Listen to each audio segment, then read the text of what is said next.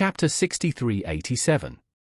After locking onto the Carnsale oil field, the group in Northern Europe immediately formulated a follow-up division of labor.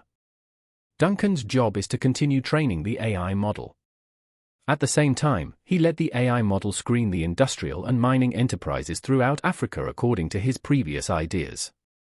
Because Duncan had previously judged that the locations of the warriors' den were most likely large-scale and relatively closed industrial and mining enterprises.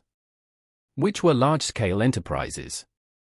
Only in this way could they hide thousands of dead soldiers and their families. There are many companies of this scale. So he has to use many other conditions to screen, such as star companies, companies with internationally renowned capital participation, companies that have various accidents all day long, companies that frequently appear in the news or are concerned by local governments because of positive or negative news, and basically can be excluded first.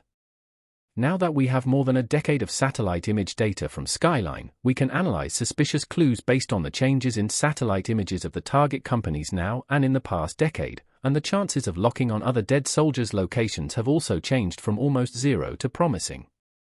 Abram, who has been deeply engaged in communication-related technologies, began to sort out the existing business of Skyline. Skyline is also of great help to the development of the cataclysmic front in the Middle East. It can see the development of surrounding warlords and other forces, with the AI model to repair the picture in high definition, even if the other party puts a small mortar in any position. It can be seen clearly. As for Charlie, he will wait until the next dead soldier station is locked, and then go to catch the warriors' den off guard. Before the dead soldier station is located, he plans to take Maria to the northern part of Northern Europe, because he has inquired before he wants to take her to see the aurora.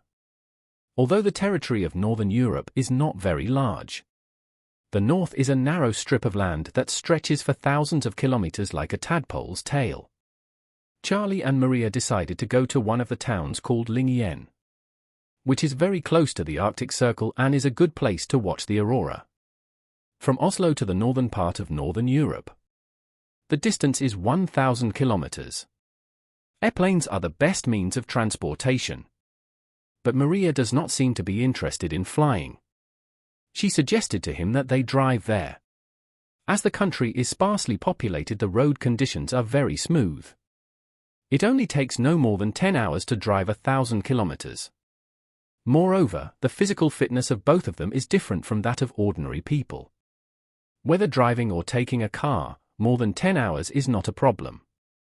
Although time is not so abundant, the northern part of Northern Europe is sparsely populated and there are not many flights. Moreover, even if you arrive in a large city in the north, you still have to rent a car to reach the town where you can watch the aurora. On the whole, it is likely to take longer than driving. So the two decided to drive the off-road vehicle last time. In order to save time, Charlie drove off after dinner. After more than 10 hours of driving, it is expected to arrive at noon the next day. Lingyen is close to the Arctic Circle, although there is no polar night there now. The sunshine time is so short that it can be almost ignored. Therefore, it doesn't matter what time it is. After all, most of the time in a day is night. Before leaving, he went to see Helena first, told her about his itinerary plan for the next few days, and then asked her to take care of my second uncle, Duncan, Abram, and others. Helena was somewhat surprised when she heard that Charlie was going to take Maria to the northern part to see the northern lights. She really didn't understand why Charlie was so considerate to the 17 or 18-year-old girl beside him, and even brought her with him for very important things. She felt that the relationship between the two seemed to be not simple. But when she thought that the other party was only 17 or 18 years old, she felt that she was thinking too much. So, she said, "Mr. Wade, don't worry. Mr. and the others are here. I and other members of the family will take good care of them." Then Helena said, "By the way, Mr. Wade, we have a holiday house in Lingyen. It was built by my grandmother's father when she was young. It is the best place to see the northern lights. And the area within dozens of kilometers is the royal territory. No one else disturbs it. It has been maintained all these years. If you don't mind, you can take Miss Lin to live there. The house is very clean. If you feel cold, just light the fireplace.